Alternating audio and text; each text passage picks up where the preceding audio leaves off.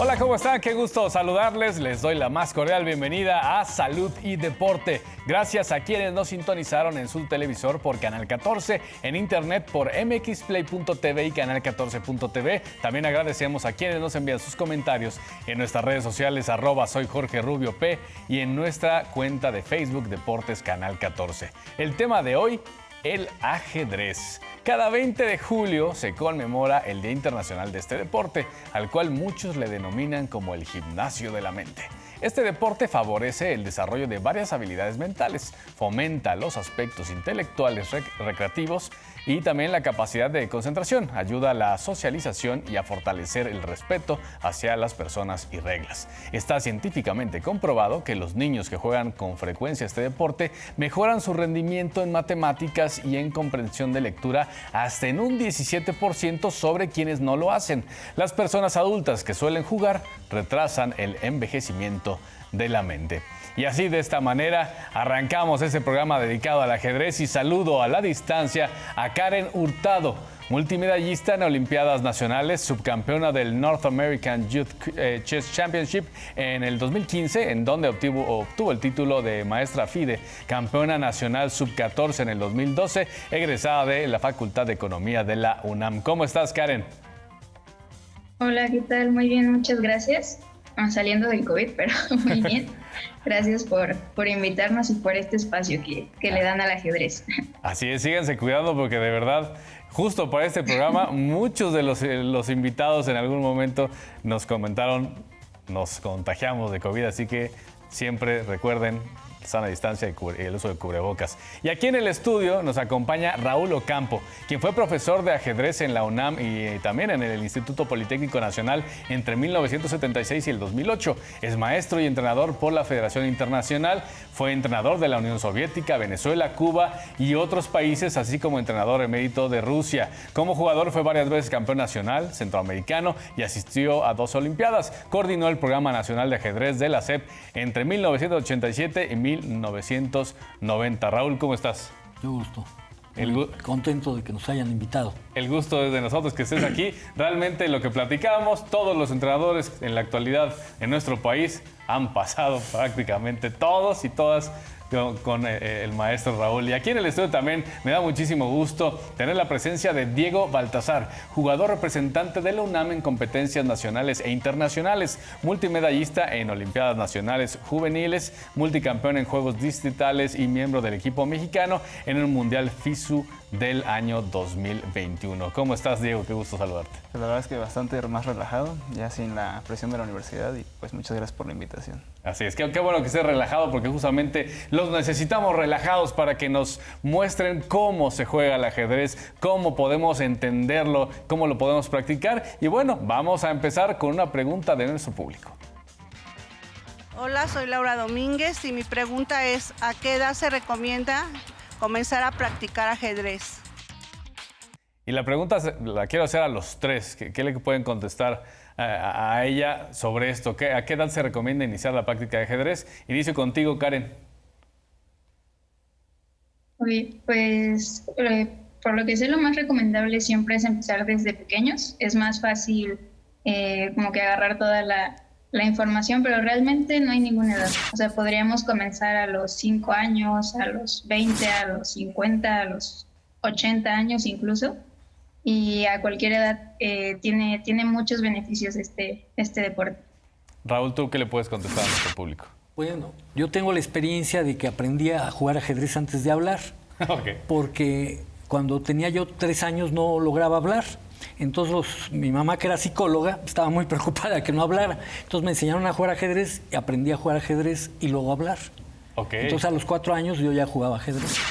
Pero en realidad jugar ya en competencias a los 12 y ya muy presionado, ¿no? Porque no me gustaba el ajedrez, pero después de los 12 ya no querían que hiciera otra cosa. Yo me la pasaba jugando ajedrez, ya la familia me pedía que ya dejara de jugar ajedrez, ¿no? Es decir, desde una edad temprana igual coincidimos un poco con Karen. Sí, en Rusia han trabajado mucho con niños, inclusive de 3 o 4 años, ¿no? Okay. Pero muchos entrenadores soviéticos decían que la edad ideal era cuando ya tenían ya la conformación del cerebro más desarrollada y que era lo mejor entre 6 y 7 años, igual que se empieza la enseñanza primaria. Pero en realidad no hay edad, nunca, ni es demasiado tarde ni demasiado temprano, ¿no? ¿Tú qué le puedes contestar, Diego, a nuestro público? Bueno, desde mi experiencia, la verdad es que lo mismo, ¿no? O sea, he visto a personas desde temprana edad, 3, 4, 5 años iniciando con este deporte, pero también he conocido a otras personas alrededor de 20 años que han iniciado a entrenar, a adentrarse a este mundo y no han tenido ninguna clase de complicaciones. De hecho, hay una anécdota bastante curiosa. Jugadores fuertes que ya han sido grandes maestros con títulos reconocidos también han iniciado a pues una edad, se podría decir, tarde, 20 años, un poquito menos, y pues son jugadores de primera categoría, ¿no? Entonces realmente no hay tanto problema con el rango de edad. No, 37 años ya es muy tarde, entonces. Pues la verdad es que no tanto. Todavía puedo, tengo esperanzas todavía. Espero, el año pasado prometí que iba a jugar y no cumplí la promesa, pero digo, creo que primero se empieza por el tablero, ¿no? Tengo que comprarlo porque si no, creo que así como. Raúl, justamente, ¿cómo se conforma un tablero? Bueno, son 64 casillas por una cuestión matemática que se fue elaborando, pues fue elaborando el ajedrez, fue evolucionando. Al principio era un tablero de 18 casillas. Ahora, lo que mucha gente no toma mucho en cuenta es que en la Edad Media el ajedrez, las casillas no eran blancas y negras, eran todas del mismo color. Pero para evitar complicaciones en algunas cosas reglamentarias se puso el color. Okay. El que inició el uso del color fue un jugador que se llamaba Al-Khwarizmi, que es de donde viene el nombre de algoritmo, álgebra, un tipo de Uzbekistán muy preparado, que es de donde se usan los números que ahora llamamos guarismos. El nombre de Al-Khwarizmi influyó que se llamaran guarismos, álgebra, y aparece siempre en la portada del libro de Baldor de álgebra. Él fue el primero que utilizó los tableros con casillas blancas y negras. Y comentabas, 18 casillas. Así inicia el ajedrez. Así inicia, y hoy en día son 64 casillas. Sí, en Kemet, que es el antiguo Egipto, e inclusive hay exposiciones donde están los ajedrezes de 18 casillas, de 6 casillas por 3. Pero fue evolucionando conforme se fue complicando. Y bueno, llegó un momento que había ajedrez de 100 casillas. Pero el de 64 casillas, dicen los matemáticos, es el número preciso y los movimientos también fueron evolucionando. Realmente el ajedrez tiene muchos siglos, pero como lo conocemos, parte de la época de Isabel la Católica, de 1492, en donde se estableció que la dama se moviera de una forma, porque ella no soportaba que la dama se moviera menos que el rey. Okay. Entonces cambiaron las leyes y en Valencia se cambió el ajedrez y ese el ajedrez prácticamente tiene desde 1492. Sí, como todos los deportes han ido evolucionando, aunque algunos se mantiene la esencia, ¿no? Karen, ¿cuáles son las piezas para jugar y cómo se llaman? Porque justamente de repente escuchamos que la torre, que el alfil, que el caballo y que el rey y que la reina. Explícanos un poco para entender mejor. Ok, bueno, comenzaré por el rey. Digamos que es la pieza que tenemos que cuidar más, o sea, es la pieza que tenemos que cuidar para evitar que nos gane la partida. Ahora está el rey, la dama, tenemos 2 torres, 2 caballos, 2 alfiles y 8 peones. Entonces, digamos que por orden de valor, o sea, se le da un valor numérico, sería la dama, que vale 9 puntos, la torre 5, alfil y caballo valen 3 y los peones valen 1 punto. Entonces, esas serían las piezas. Ok, y Diego, ¿quién inicia el juego? Ya que conocemos el tablero, las piezas, ¿quién dice yo empiezo? ¿Cómo se decide eso? Realmente es una cuestión más que nada de convención. La verdad es que no se tenga un trasfondo histórico. Yo supongo que sí, debe tenerlo. Pero bueno, son las piezas blancas las que inician el juego. De hecho, siempre ha sido así y bueno, a grandes rasgos es lo que pasa, el que inicia y pues qué piezas se pueden jugar. Solamente los peones y los caballos, pero bueno, casi siempre lo que pasa es los movimientos de los peones. Y más o menos para hacernos una idea del tablero, creo que la gente que nos está viendo pues conoce un tablero de ajedrez, si bien no tal cual en su estructura y dónde se acomodan las piezas, pero el rey siempre va, digamos, pegado al jugador, ¿no? O sea, es el que está más atrasado. Exactamente. Pero ese no lo puedes... Es algo que tienes que ir moviendo jugadas después, no puedes mover desde el principio esa pieza. Exactamente, como justo menciona Karen, lo que tenemos que hacer es defender a nuestro rey, por lo tanto como que no es demasiado inteligente de nuestra parte estar pues jugando con nuestro rey porque pues lo dejamos vulnerable, entonces generalmente es una cuestión pues sí, como del ejército, ¿no? En esa cuestión, movilizar a la infantería, los peones y tratar de defender a nuestro rey y atacar al contrario. Entonces Karen, para que quede claro, podemos decir que la pieza con menos poder es el peón. El peón, sí. Bueno, de hecho, se le podría considerar como la pieza más valiente porque es la que menos movimientos tiene. O sea, solamente avanza hacia enfrente, solamente va de una en una casilla, a excepción de en su primer movimiento puede avanzar 2, pero a partir de que lo sacas de su casilla original, va de uno en uno. Entonces sí, se podría decir que es la más débil, pero bueno, la de menor valor, pero también es la que se puede convertir en otra pieza. Cuando logra atravesar todo el tablero, si llega hasta la última fila, lo puedes coronar, lo puedes cambiar por dama, torre, alfil o caballo. Ah, ok, como que crece, va creciendo su rango dentro del tablero. Es como su premio, por atravesar todo el tablero, como su premio. Oye, pero si los peones de repente se acomodan, no pueden, ahora sí que echar montón. Sí, hay una cosa muy importante, el nombre del ajedrez. El nombre de ajedrez es mate al rey, porque viene de la palabra shah, mat, en todos los idiomas. Nada más que en español el nombre se le puso el AL por los árabes, que es un artículo. Entonces se llama al-Xadrez, pero el nombre original era xadrez. Inclusive en portugués se dice xadrez, en ruso se dice shachmat, en inglés se llama chess, en alemán schach, siempre con la palabra schach porque el nombre del ajedrez es mate al rey. Entonces de ahí viene todo. Ahora, el peón y las piezas tienen diferentes nombres en los diferentes países, ¿no? Por ejemplo, en unos países la dama no es mujer, es un primer ministro, es un fers. Entonces, no hay de que el peón se transforma en otro sexo, ¿no? Sino en realidad el peón se eleva de nivel. Y entonces la idea es que el peón es la pieza, es el alma del ajedrez.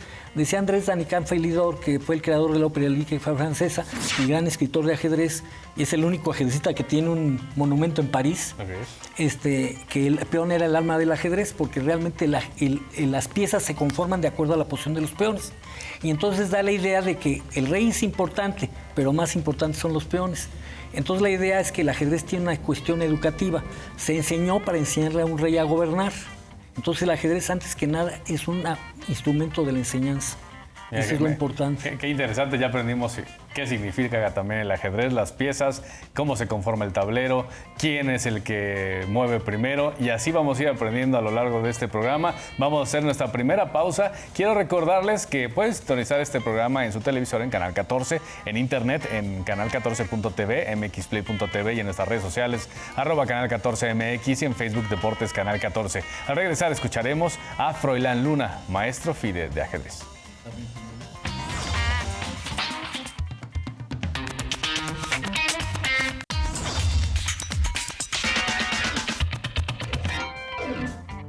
Gracias por continuar con nosotros en Salud y Deporte. Es momento de escuchar a Froilán Luna, maestro FIDE de ajedrez.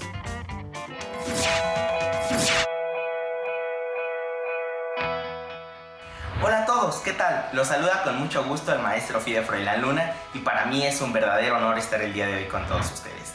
Pues bien, en estos 13 años practicando este deporte de ciencia he tenido la oportunidad de ser deportista de alto rendimiento de ajedrez, también entrenador oficial de la selección juvenil de la Ciudad de México y cofundador de la Academia High Chess. Ahora bien, para empezar me gustaría decirles que jugar ajedrez, o mejor dicho, aprender a jugarlo, es algo realmente sencillo, pues lo único que necesitamos es un tablero, nuestras piezas y, de ser el caso, bueno, algún tipo de libro básico, incluso en internet podemos aprender las reglas y si se quiere progresar un poquito más, la ayuda de un entrenador va a ser fundamental. Ahora bien, existen dos tipos de enfoques, el enfoque recreativo y el enfoque competitivo, los cuales son completamente diferentes. Por un lado tenemos el enfoque de, bueno, que esto solo sea un hobby, que esto nos ayude de vez en cuando para ir a jugar unas cuantas partidas con amigos, familiares, conocidos e incluso profesores de la escuela, que hoy en día, por cierto, dicho sea de paso, el ajedrez vuelve vuelve a convertirse en un deporte súper popular en nuestro país. Y pues bueno, también existe el otro enfoque, el enfoque competitivo, que es un enfoque mucho más amplio, el cual nos permitirá vivir experiencias en todas partes. Para empezar, viajar en el país, también tener en su momento dado la experiencia de poder viajar a otros países y de conocer en general nuevos horizontes. Para mí el ajedrez representa algo sumamente bonito. Me ha dado la oportunidad de conocer a las mejores personas de vida, tanto alumnos como entrenadores, como amigos, y que a día de hoy considero que me ha enseñado y me ha dejado una gran huella en mi vida. He de decirles que ha sido un camino difícil, un camino con ciertas barreras, con ciertos obstáculos, pero en los cuales me ha ayudado a desenvolverme y a crecer como persona. Si me permiten cerrar con algún consejo, les recomendaría aprender nuevas cosas en su día a día y ojalá que el ajedrez sea una de estas herramientas que próximamente estén disfrutando, porque créanme, es una actividad realmente fascinante. Así que bueno, pues con gusto los saludo, hasta la próxima y espero verlos en algún otro video. Hasta luego.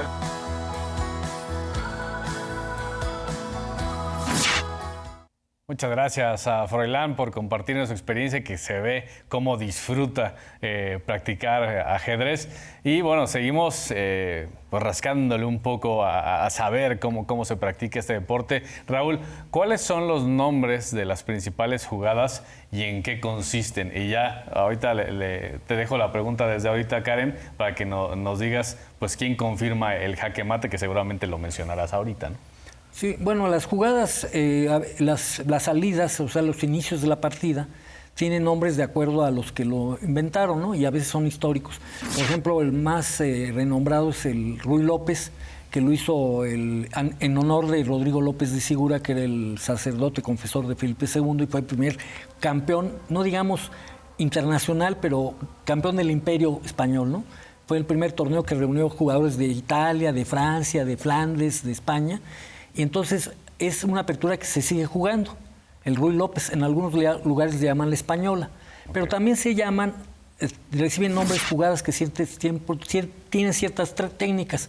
Por ejemplo, hay una combinación de mate que le llaman el mate de Greco, en honor de Gioachino Greco, que era un jugador del tiempo del Renacimiento. Inclusive hay el ataque torre, que es en honor de un maestro mexicano, gran maestro internacional mexicano, Carlos Torre, que llegó a estar entre los 5 mejores del mundo. Okay. Y hay nombres que a veces se equivocan. Por ejemplo, una defensa que usaba Torre, un entrenador polaco le puso defensa tango, porque decía que Torre era mexicano, entonces se llamaba la defensa tango, porque él creyó que los mexicanos bailábamos tango, ¿no? Entonces quedó así como defensa tango por error. Okay. Pero así vienen los nombres por cuestiones históricas, ¿no? Y el movimiento más famoso es jaque mate. Sí, jaque mate quiere decir ya el término general, y es matar al rey. Cuando ya el rey no tiene escapatoria, es mate.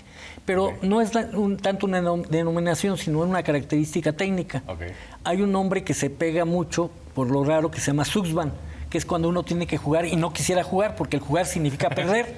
Entonces le llaman Suxban, y pues son nombres que se van históricos, ¿no? O sea, Karen, sí o sí se tiene que mover en el ajedrez. Te toca, tienes que mover para donde sea, pero tienes que mover, ¿sí? Exacto, no puedes decir paso. Justamente es eso del Suxban que menciona el maestro Campo. Básicamente es como que hagas lo que hagas, estás obligado a perder. Porque sí, no puedes pasar. Sí. Y lo que te preguntaba hace ratito, ¿quién confirma justamente el jaque mate? Porque a lo mejor tú y yo podemos jugar, claramente tú me ganarías, yo que no sé, 3 jugadas, pero ¿quién dice, sí es un jaque mate?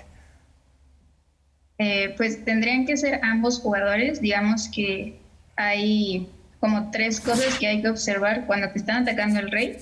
Si no tienes a dónde alejar al rey, o sea, si ya no tienes ninguna casilla donde moverlo, que no esté atacada, si no puedes bloquear el ataque, no sé, que esté el rey, te esté atacando una torre y que puedas poner a un caballo en medio para que ya no esté atacando al rey. Entonces, si no puedes alejar, no puedes bloquear y tampoco puedes capturar a la pieza que te está atacando, significa que ya es jaque mate. O sea, en pocas palabras, tu rey ya no tiene opción o sea, no tiene forma de quitarse el ataque. Entonces, no es como que alguien tenga que confirmar, o sea, no es como que, por ejemplo, estamos jugando y llamamos al árbitro para confirmar. Es algo que ambos jugadores tienen que ver y pues ya, si es jaque mate, pues ahí ya se termina la partida. Ahorita que estabas comentando lo de los bloqueos, sí se me vienen a la mente muchos deportes que creo que podían, yo creo que en algún momento sí se basaron en el ajedrez. Ahorita se me vino a la mente el básquetbol, en los bloqueos que siempre hacen, pues justamente es proteger al jugador que trae la pelota, ¿no? Para que pueda seguir avanzando. Digo, se me vino ahorita a la mente un poco eso. Diego, ¿en cuántos movimientos justamente es lo que se puede decir ya hice jaque mate? Entiendo que puede durar mucho tiempo un partido, pero que tú digas, la menor cantidad de movimientos para ganar, para hacer un jaque mate ha sido tanto. Pues es que es un tanto complicado explicarlo. El mínimo que se puede dar el jaque mate como tal son 2 movimientos. Es un mate muy, muy conocido que se le conoce como el mate de loco. Curiosamente es tan conocido... Que se lo aplican a alguien que no sabe jugar. Es que esa es la cuestión. O sea, es algo tan conocido que realmente es... Yo no he conocido a alguien que realmente en un torneo oficial, una partida realmente de torneo se haya dado. Pero hay otros mates un poquito más conocidos que yo tengo la certeza que sí se han concretado, que es el mate del pastor. Es un mate también sumamente conocido, que es muy común que se logre dar en niveles un poquito más inferiores, pero también, esa es la cuestión, ¿no? Que en cuanto se puede dar jaque mate, pues es una cuestión bastante complicada de explicar. Hay partidas larguísimas que, te digo, o sea, son 2 jugadas el mínimo, pero máximo realmente es muy, muy complicado decirlo. La otra vez vi un estudio matemático que mencionaba realmente cuál es la cantidad máxima de jugadas que se puede hacer para terminar una partida. Y la verdad es que recuerdo que era 10 elevado a las 6, a las 7. O sea, eran muchísimas jugadas, demasiadas. Bueno, que son jugadas viables. Y bueno, la verdad es que es una respuesta un tanto ambigua. Es como querer atinarle a la lotería, ¿no? Pues un tanto. Uno empieza a hacer las combinaciones y dices, no hay forma. Raúl, justamente sobre esta misma línea, ¿cuánto dura un partido? Tal vez en categorías de menores de edad hay un tiempo establecido, para mayores de edad es otro tiempo. ¿Cómo funciona lo de el tiempo de juego? Bueno, después de que en el siglo XIX se inventaron los relojes para usarlos en ajedrez, que eran los dobles cronómetros. Sí, que le aprietan arriba, ¿no? Por cuestiones mercadotécnicas y para fomentar la populación del ajedrez para que las partidas no fueran de 10 horas, se hacen varios ritmos.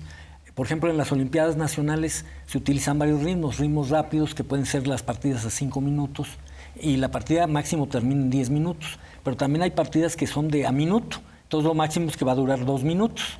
Y hay partidas que duran... el que tiene más el que no se le cae, no se la termina el reloj. O sea, el tiempo que tiene disponible de 1 minuto, pues si uno tiene 59 segundos y el otro usó el minuto completo, pierde el que usó el minuto completo. Okay.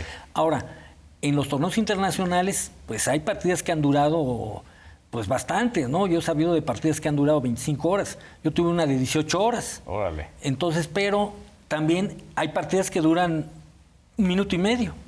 Entonces depende del ritmo de juego y depende de algunas condiciones. Entonces realmente se ha hecho eso para popularizar el ajedrez porque la gente decía, no hay que pensar mucho, es muy cansado el ajedrez.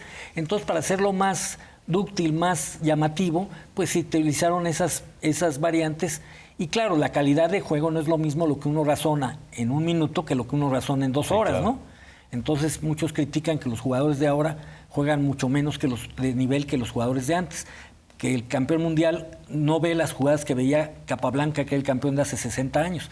Pero hay que considerar que tiene mucho menos tiempo para reflexionar. Claro. Entonces son otras condiciones, ¿no?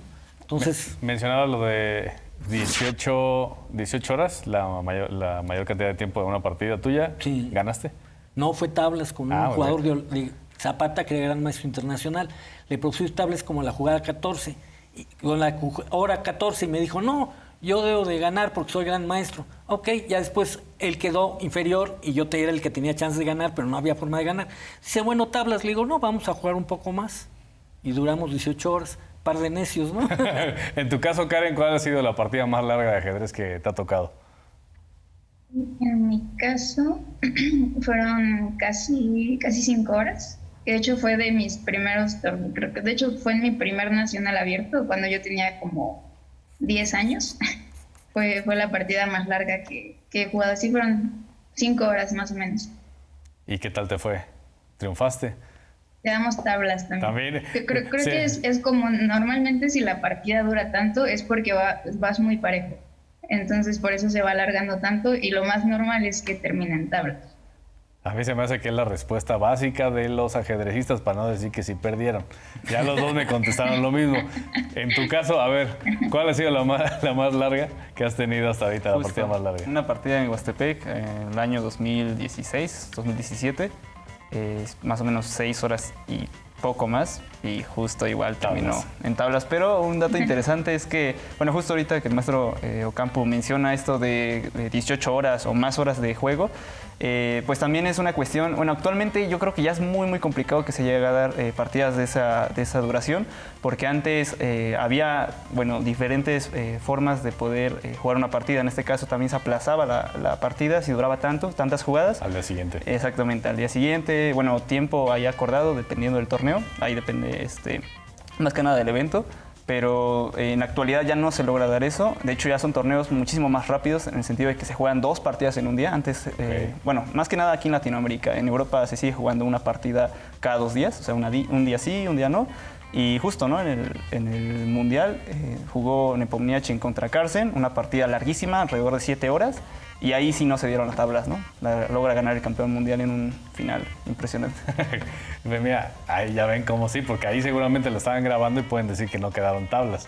Aquí como no tenemos el registro tal cual, no podemos decir quién ganó. Sí, pruebas. Por eso, aquí puras tablas. Pero bueno, vamos a hacer una nueva pausa. Recuerden que nos pueden escribir a nuestras redes sociales, @soy Jorge Rubio P, en nuestra cuenta de Facebook, Deportes Canal 14, también como Canal 14 MX en todas las plataformas. Al regresar vamos a escuchar más preguntas de nuestro público sobre ajedrez.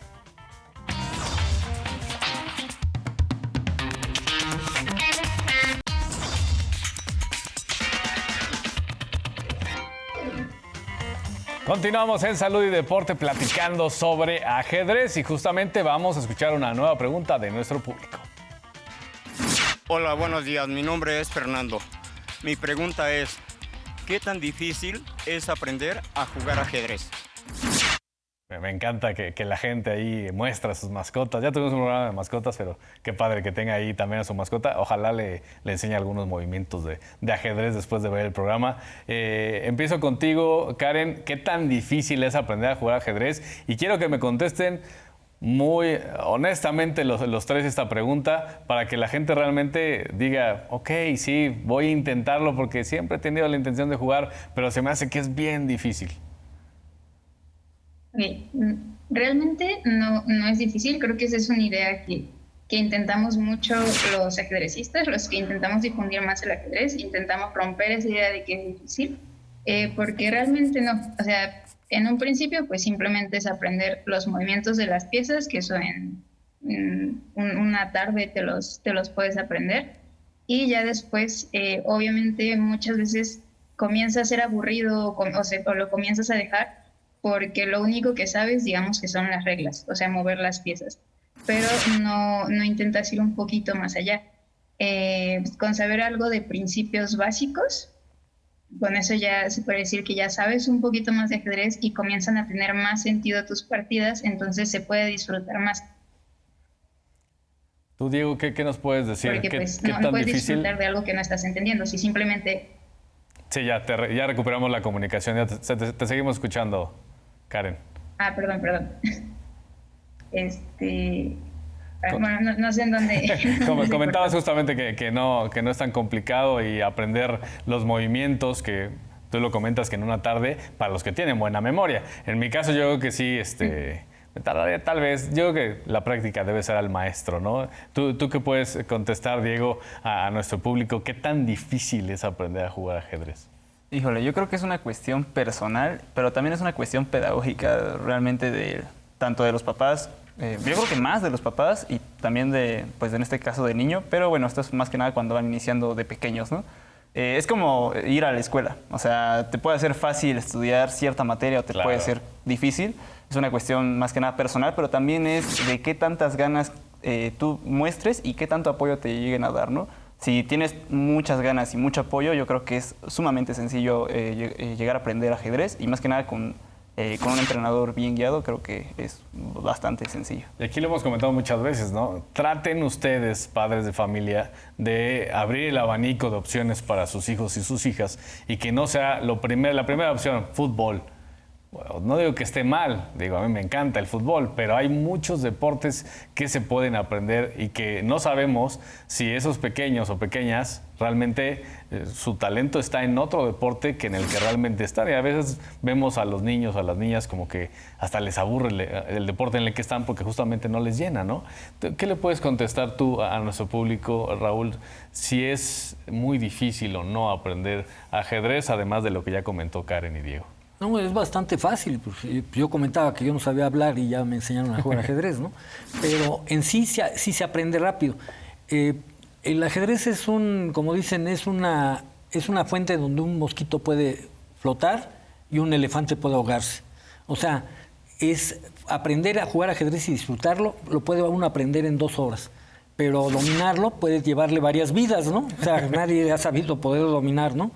Entonces, realmente esa es la ventaja del ajedrez, que es un obstáculo constante que nos estimula a superarnos. No hay forma de ganar, ¿no? Entonces, el ajedrez, como decía un campeón mundial, es la vida. En la vida es muy fácil vivir, pero es imposible dominarla, ¿no? Exacto. Entonces, en realidad, así es. Hay que acercar a los niños al ajedrez porque en realidad les va a dar algo. Y a los papás es una forma de acercarse a los niños. Muchos participan en juegos juveniles y están felices los papás de que sus hijos ganen medallas, ¿no? Yo les digo, si ustedes quieren tener un campeón en la casa, practiquen ustedes y no frieguen al chamaco. Sí, claro. ¿No? Porque también presionan mucho al niño y el niño se siente obligado a ganar medallas, ¿no? Entonces los papás deben de poner el ejemplo y tratar de ganar medallas en ajedrez, y lo mismo, enseñar a los hijos. La mejor manera de que aprendan es que jugando. A veces cuesta mucho trabajo aprender a manejar un celular. Yo veo niños de 5 años que lo manejan perfectamente. Sí. Y en cambio en ajedrez, pues uno lo aprende también rápidamente y no llega, aunque llegue a jugar bien ajedrez, no llega a manejar el celular como los niños de 5 años, ¿no? Sí, recordar que siempre en etapas infantiles lo primero es el tema recreativo, no tanto de competencia, ya eso vendrá después. Y pues paso a pasito, porque sí, justamente luego los niños y las niñas están demasiado estresados, en lugar de que liberen ahí el estrés, llegan más estresados a casa. Karen, justamente uno de los, no sé si llamarle objetivo o algo que otorga la práctica del ajedrez, es que ayuda a poder resolver de mejor forma cualquier problema. ¿Por qué? ¿Por qué pasa esto? ¿Es por los movimientos que se hacen en el tablero? Porque tienes que hacer un análisis rápido y amplio en cada movimiento. ¿Eso también nos ayuda en la vida en general? Sí, bueno, yo lo relaciono mucho con no pensar las cosas como como que solamente hay un camino, o ver las cosas muy cuadradas, sino como que cuando estás jugando una partida, cuando estás analizando alguna variante, tienes que estar observando, en primero observar todo el tablero, que eso creo que es algo un poco complicado hacer. Normalmente cuando vas empezando a jugar, como que te enfocas nada más en el área en la que estás trabajando. Por ejemplo, si quieres atacar al rey, te enfocas en las 8 casillas que están alrededor del rey, pero no te diste cuenta que por acá ya te están atacando o algo así. Entonces como que te ayuda a tener una visión más amplia. O sea, hablando de ajedrez, pues en el tablero, y hablando de la vida en general, a ver las cosas desde muchas perspectivas. O sea, no irte como que nada más por lo primero que ves o por lo primero que sientes, sino como que tomarte un tiempo, observar bien todas las opciones y ya a partir de eso tomar decisiones.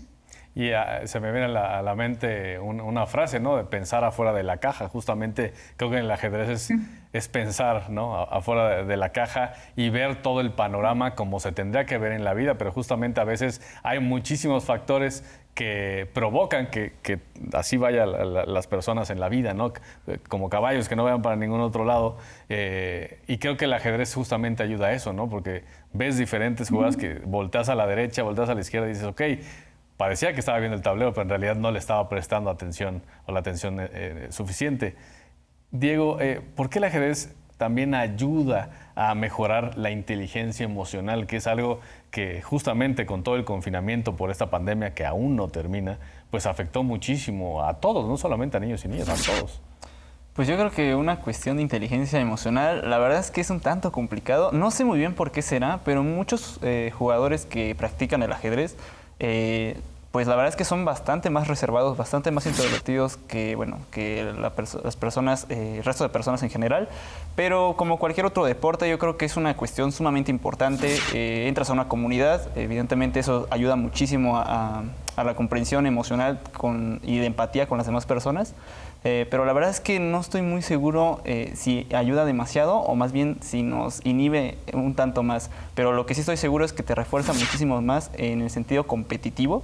Eres sumamente competitivo desde que inicias y pues así a lo largo de tu vida y prácticamente nunca lo dejas de ser, ¿no? Entonces yo creo que depende un poquito más de la persona, pero yo en este sentido yo creo que ayuda más a formarte y conformarte con una comunidad para pues de toda la vida, ¿no?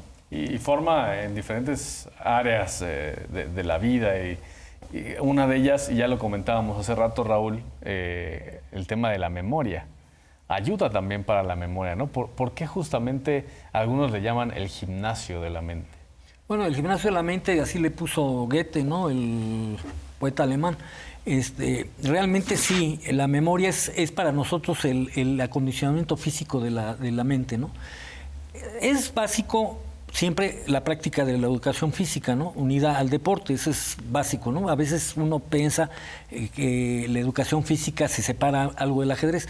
Para el ajedrecista es básico la educación física, ¿no? O sea, yo sí creo mucho que deben ser deportistas, ¿no? Antes que nada, o sea, tener actividad física. Claro. Y el ajedrez es una actividad física, y precisamente la actividad física de ver todos los detalles, como decía Karen muy acertadamente, ver todo el tablero, que es lo difícil, ver todas las situaciones, porque a veces no vemos todo lo que hay, y al no ver todo se nos escapa algo. Entonces nos acostumbramos a ver los detalles, y después dice uno, a ver, ¿qué detalle? Esto lo he visto en un déjà vu, ¿no? Entonces la memoria es básica y se va desarrollando. Inclusive, porque no solamente es ver, o sea, el tablero y ver tus piezas. Y ver tus movimientos, es ver las tuyas y lo que el otro está pensando. Cuando el otro juega, nos manda un telegrama, nos dice, yo voy a hacer esto a la próxima. Entonces, él hace un movimiento y yo sé lo que va a hacer después. Entonces, tengo que identificar lo que va a hacer él. Bloquear su mejor movimiento. Y lo bloqueo, lo evito que lo haga. O sea, ahí lo importante es ver al oponente siempre.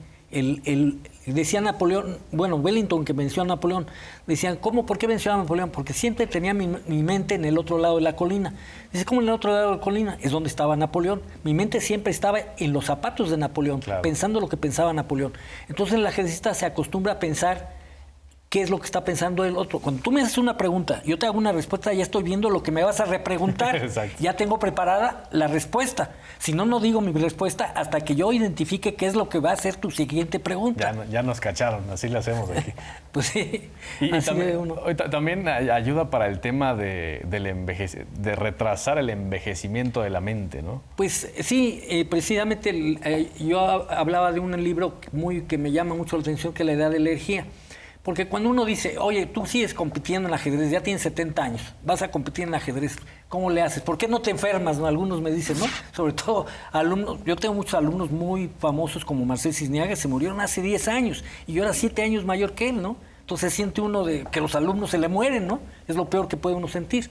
Pero realmente la mente, cuando está siempre trabajando, pues se niega a caer abajo. Entonces, antes yo preguntaba, ¿por qué uno aprende cada vez si las neuronas no se reproducen? Porque a mí me tocó la época en que en la universidad te decían que las neuronas se reproducían. Ahora ya sabemos que ciertas neuronas sí se reproducen. Entonces ya sabemos que uno se vuelve más inteligente con la edad, pero siempre que tenga una buena alimentación, un comportamiento, claro, con la educación física, prepararse, ponerse al 100, como dicen, ponerse Ahora dicen ponte las pilas, ¿no?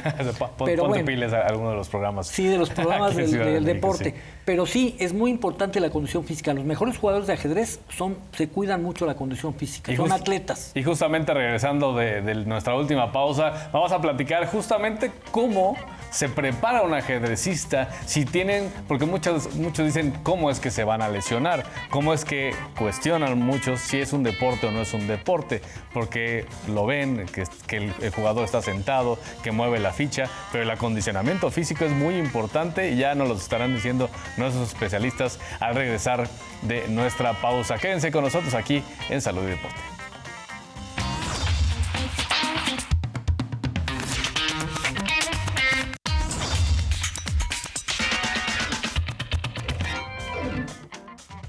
Continuamos en Salud y Deporte, última parte de este programa dedicado al ajedrez y ahora vamos a escuchar sus opiniones sobre este deporte. Yo considero que un deporte mental ayuda a la salud, pues más que nada en todas las habilidades cognitivas, de percepción y pues no sé, como habilidades como la memoria. Bueno, yo creo que un deporte mental, al final del día el cerebro es como un músculo. Y igual que con los otros músculos, entre más lo estimules, pues más se fortalece, ¿no? Yo pienso que pues ayuda al músculo del cerebro, supongo, ¿no? Porque pues al ser un deporte que es más mental que físico, pues ayuda para las neuronas. Tuve oportunidad de conocer un poco más el deporte y el deporte de ciencia que le llaman y pues no sé, o sea, ver cómo todos pues sí desarrollaban parte de sus habilidades mentales. He jugado ajedrez, sí lo juego, no es algo que haga frecuentemente, pero yo lo recuerdo que lo aprendí cuando era un niño. Mi madre me enseñó a jugar y de vez en cuando lo juego con mi hermano. Yo considero que es muy interesante ya que incluso hasta las emociones, no sé, el latir del corazón se acelera cuando estás en medio de una partida. El hecho de hacer un jaque mate o ganar también es muy, muy satisfactorio. El ajedrez es interesante, pues porque te ayuda a tener una estrategia, ¿no? Te ayuda a ver, a planear un poco hacia adelante, te ayuda a agilizar tu mente y a tener cierta estructura. Creo que en ese sentido te ayuda como ver hacia adelante. Yo creo que es lo que te ayuda. Es un deporte mental, no muchos deportes son, la mayoría son físicos, por ejemplo, el box, la natación, así, el fútbol, cualquier deporte, pero este es más como de pensar, entonces pues creo que eso es lo que lo hace especial más que nada, ya que utiliza estrategia y razonamiento. Muchas gracias, como siempre, por sus opiniones en esta ocasión sobre ajedrez. Karen, ¿cómo se entrena físicamente una jugadora de ajedrez?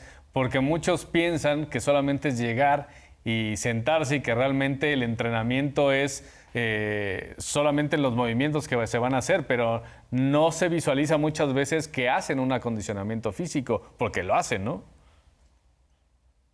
Sí, bueno, si bien es cierto que la mayor parte de nuestro entrenamiento siempre va a ser estar analizando partidas, analizar aperturas, todo esto un poco más teórico, también es muy importante tener buena condición física porque los torneos son largos y son muy pesados. Como comentábamos hace rato, las partidas son muy largas, pueden durar, ahorita el promedio es de 4 horas más o menos por partida, pero es de que en la mañana juegas una, en la tarde otra, te vas a dormir y al día siguiente otra vez, mañana una, tarde otra. Entonces sí te desgastas mucho físicamente, o sea, de hecho después de un torneo casi todos terminamos físicamente agotados, aunque pareciera que no hicimos nada, porque nada más estuvimos sentados. Entonces sí, normalmente es como complementarlo con otro deporte. Por ejemplo, en mi caso, yo desde pequeña practiqué básquetbol, natación y taekwondo. Entonces siempre fue primero el ajedrez, era el que más tiempo le dedicaba, pero también complementando con una actividad física. Más o menos para que nuestro público se dé una idea, son más o menos en promedio 4 horas de estar jugando, nos comentas, Karen. Si usted está trabajando, tiene un proyecto y tiene una junta, está pensando en cómo hacer esta taza, esta bonita taza de Canal 14, y le dedica 4 horas a su cerebro a pensar cómo hacer el diseño y cómo hacer esta taza. Digo, lo estoy poniendo algo muy, muy burdo, pero pues son 4 horas de su mente, de tal vez sí estresar demasiado al cerebro de cómo solucionarlo. Y aquí a lo mejor vamos a tener un poco de tiempo para pensarlo, pero en el ajedrez realmente tiene que ser muy rápido. Entonces, más o menos para que nos demos una idea del estrés que causa, y justo con lo que comentas, surgen 2 preguntas que les voy a hacer a nuestros panelistas que están de este lado, acá en el estudio. Del acondicionamiento físico, pues sí, te deja preparado para una partida. Pero justo lo que comentaba ahorita Karen, con esto que le tienes que dedicar tiempo de tu mente, se baja de peso porque también se dice que se puede perder kilos jugando ajedrez, y uno puede decir, pero ¿cómo vas a bajar de peso si están sentados todo el día? Bueno, no todo el día, todo el día que están jugando. Exactamente, de hecho se ha escuchado demasiado, ¿no? Es una cuestión que constantemente se nos viene mencionando tanto a nosotros los ajedrecistas como en general, que en el ajedrez, para empezar porque es un deporte, ¿no? O sea, un deporte generalmente es físico, y realmente conlleva preparación física, pero aparte ya estando en las partidas es que el nerviosismo es sumamente abrumador, la verdad. Aparte, no solamente es una cuestión de que pierdes peso, que siempre va a pasar, siempre pierdes peso, y es una cuestión interesante, ¿no? ¿Por qué se pierde el peso si realmente solamente estás sentado, estás tomando agua, estás comiendo normalmente? Pero conlleva muchísimas cosas. Uno es que el estrés para empezar, ya está comprobado que te hace bajar de peso. Aparte también, al estar estresado, al estar con muchos nervios, lo que pasa es que, bueno, tienes problemas estomacales y, bueno, se derivan en muchísimas cosas, ¿no? Entonces también te deshidratas, no duermes bien, es un estrés muy, muy pesado para el cuerpo, más en torneos grandes, de larga duración. Y aparte, pues una cuestión es, casi nunca estás sentado. Una cuestión bastante divertida y bastante curiosa es que en una partida casi nunca estás sentado. O bueno, ¿a qué me refiero con esto? Siempre te estás moviendo con los pies, por ejemplo, por el nerviosismo, te estás parando porque estás nervioso, estás viendo otras partidas, y realmente yo creo que del 100% de la partida, al menos en lo particular para mí, yo diría que un menos del 50% del tiempo estoy sentado, y estando sentado es estar moviendo las piernas, estar moviendo los pies, etc. O sea, no te tienes que quedar fijo ahí en tu silla todo el tiempo. Es difícil, la verdad es como, pues estar sentado la verdad también cansa, ¿no? Estar sentado cansa demasiado, entonces pues tienes que estar parando, y en partidas largas pues la verdad es que es prácticamente imposible. Y comentaban el estrés que puede causar una partida de ajedrez. Si pensamos en los riesgos, pensábamos que no había mucha actividad física, que sí la hay. Y además también puede haber riesgos. Uno puede decir, ¿qué riesgos? ¿No? Además del tema lumbar, ¿no? Porque están sentados mucho tiempo. Pero esa es otra ventaja del ajedrez. Pero un tema cardíaco también puede ser complicado ahí. Pero esa es la ventaja del ajedrez, porque está sujeto a un estrés. Cuando uno está sujeto continuamente a un estrés, ¿qué pasa? Nos vamos familiarizando con el estrés. Entra una familiaridad acrítica. Llega un momento que nos acostumbramos al estrés, entonces no lo sentimos. Yo me acuerdo que mis compañeros de secundaria, de preparatoria, se ponían nerviosos a la hora de los exámenes. Yo no, porque estaba acostumbrado a estarme poniéndome a prueba en los torneos de ajedrez. Entonces llegaba tranquilazo. Ya inclusive en situaciones muy dramáticas, el estar acostumbrado a las situaciones de tensión te acostumbra. Por ejemplo, en una situación de guerra o una situación que te apunta con un arma, no te dejas llevar por el estrés, porque ya estás acostumbrado al estrés de los torneos de ajedrez. Okay. Entonces, si aprendes a controlar el estrés, el ajedrez te ayuda para que controles otras situaciones estresantes en la vida, que siempre hay, ¿no? Sí, claro. Entonces hay veces que tienes que aplicar la ley del oso, ni moverte ni respirar, porque es la única forma de sobrevivir. Si yo me peleo con mi señora, no respiro, no digo nada, porque todo lo que hace será usado en mi contra. Entonces la ley del oso es soportar el estrés, pero como estatua, ¿no? Y así el oso no te come. Y cuando, hay veces que no se puede aplicar la ley del oso, y comentabas ahorita en el corte que te tocó ver justamente este escenario donde el estrés fue demasiado, que sí puede llegar a provocar un paro cardíaco. Un ataque cardíaco, sí, y es común. Ha dado mucha gente que le ha pasado eso cuando no están preparados. Cuando se ponen a desvelarse, se echan su roncito y luego juegan un torneo muy estresante, pues se junta todo y el jugador truena. Entonces los jugadores que sobreviven son los que precisamente hacen ejercicio y se dan cuenta que van a emprender una tarea muy ardua, agonística. Por eso la clave del deporte es que es agonístico. El ajedrez es agonístico, o sea, se lucha, se trata de superar, y eso implica desgaste físico. Uno se desgasta más pensando que corriendo. Inclusive los manejadores de automóviles de carreras tienen menos palpitaciones por minuto que un jugador de ajedrez. Está demostrado, han hecho cálculos de eso. Dicen, ¿cómo es que no les da un paro cardíaco? Porque nos acostumbramos a eso. Tenemos la familiaridad acrítica. Y Karen, ya estamos por terminar el programa y continuamos hablando de ajedrez. ¿Cómo está la rama varonil y femenil en nuestro país en la actualidad en ajedrez? ¿Está bien el nivel mexicano?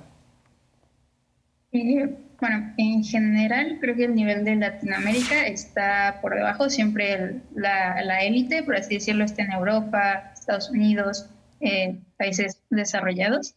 México, sin embargo, a nivel Latinoamérica o incluso de todo el continente, sí mantiene un buen nivel. O sea, sí hay nivel fuerte a nivel nacional.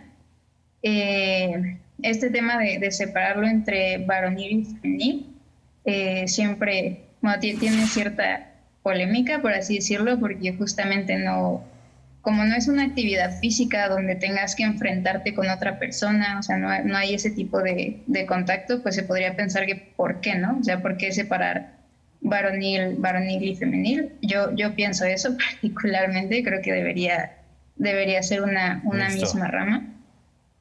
Ajá, sí, mixto. Pero bueno, en general el nivel de juego, creo que hemos tenido, México ha tenido buenas actuaciones en las Olimpiadas Mundiales, que este es un torneo que se realiza cada 2 años, es por equipos. O sea, son 5 jugadores del equipo varonil, 5 del equipo femenil. Y sí han habido buenas actuaciones, sin embargo todavía no, o sea, México en general todavía no llega a un nivel muy fuerte, tan solo con decirles que maestros titulados, o sea, maestros y maestras tituladas, hay muy pocos en México todavía. Perfecto. Entonces sí nos falta todavía subir más. Ahí la llevamos. Esperemos que después de este programa mucha gente se involucre y que le interese mucho más practicar este deporte, justamente que pues conmemora su Día Internacional. Muchísimas gracias, Karen, por haber estado aquí con nosotros. Regálanos, por favor, tus redes sociales, ¿dónde te pueden seguir?